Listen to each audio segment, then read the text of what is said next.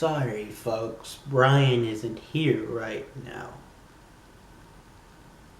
There is no Brian, only Zoot.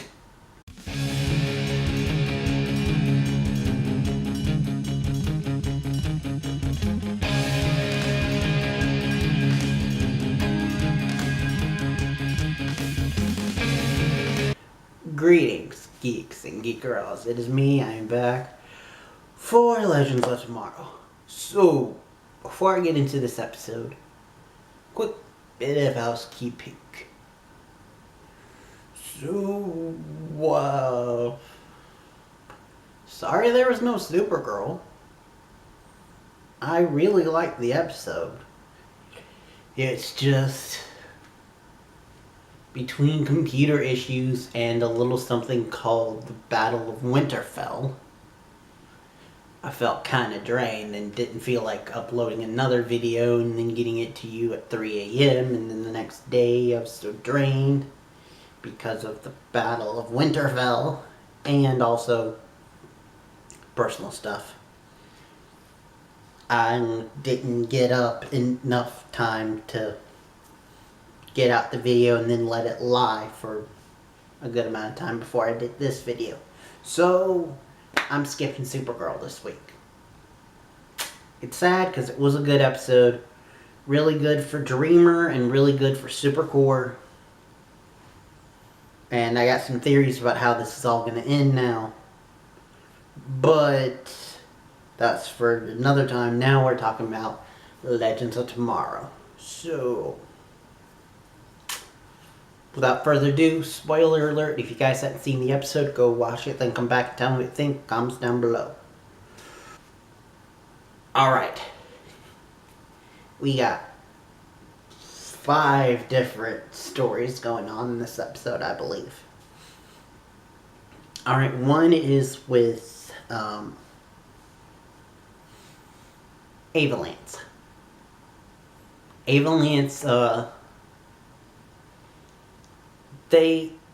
Ava decides that they need something mundane, so sets up a book club.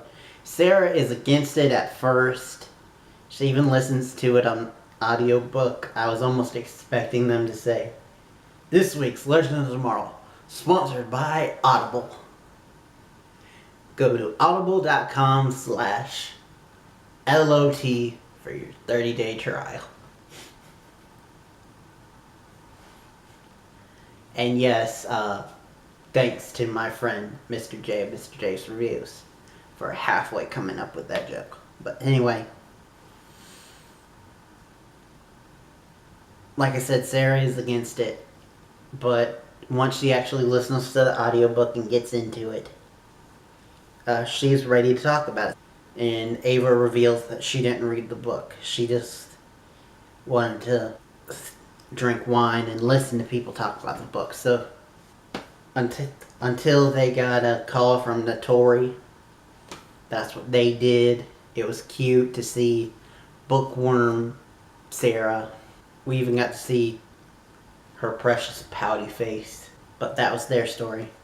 Then we got the story of Meg and Charlie, which is about Rebecca Silver.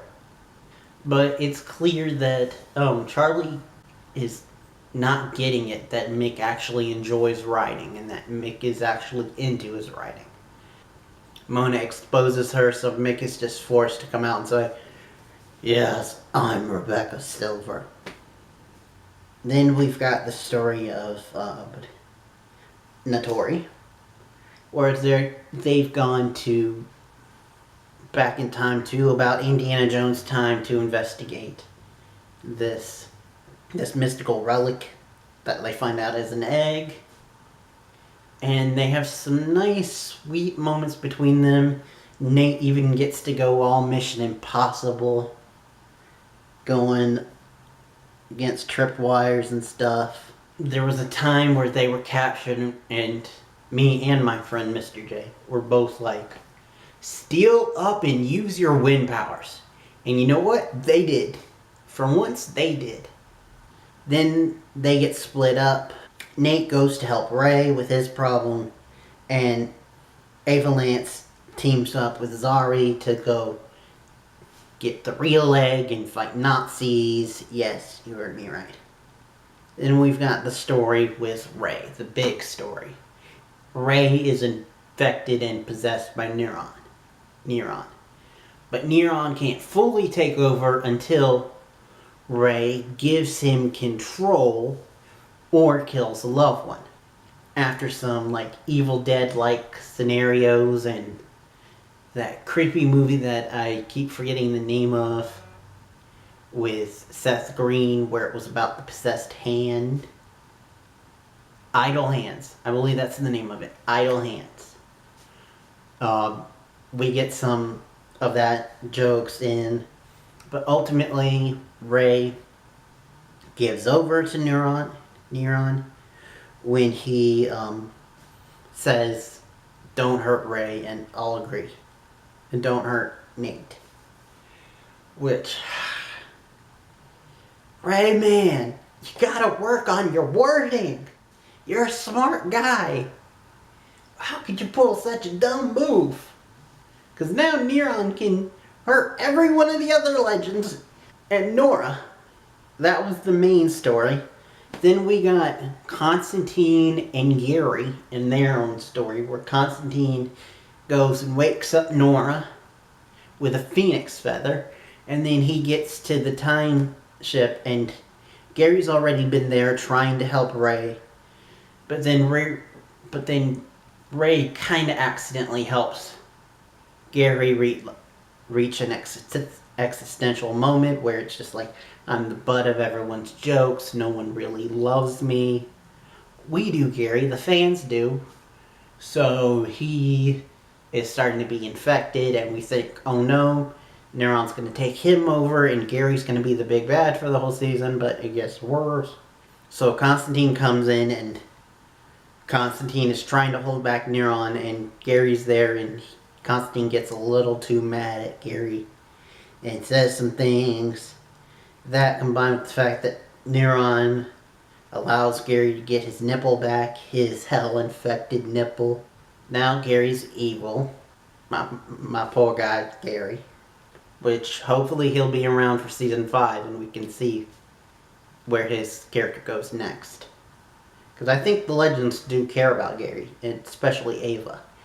But it's just he didn't physically love Gary. So that's going to be interesting to see. Lastly, we got little story with with Nora, where she kind of sort of wakes up and, well, Ava makes her a Time Bureau agent. Agent Dark. Agent Nora Dark. Yay. Just in time for them to go down, because I still am sticking to my theory that by the end of the season, the Time Bureau is going to dissolve.